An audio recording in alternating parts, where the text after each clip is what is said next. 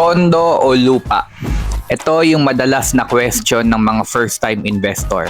So, sasagutin natin yan ngayon. Kung pipili ka between kondo and lupa, dapat i-clarify mo muna. Ano ba ang goal ko?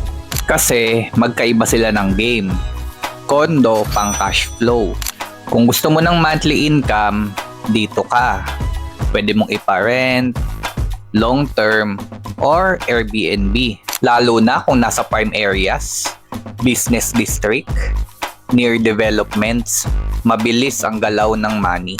Pero, tandaan, may asok juice, maintenance, at competition sa units.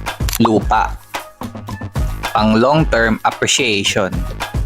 Ito naman, tahimik, pero malakas. Habang nade-develop yung area, nagkakaroon ng malls, hospital, infrastructure, tumataas yung value kahit wala kang ginagawa. Walang monthly gastos tulad ng kondo.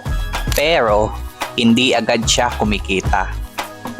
Maliban na lang kung ibenta mo or ipa-develop mo. Ito real talk.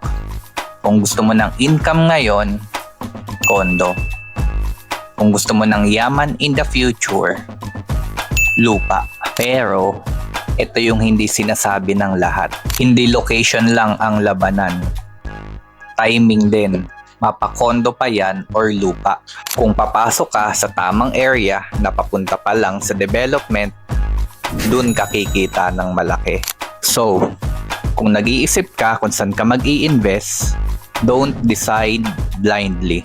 Message mo ko, tutulungan kitang piliin kung kondo ba or lupa ang bagay sa goal mo. Bibigyan kita ng option kung anong project ang may pinakamalakas na growth in the next few years.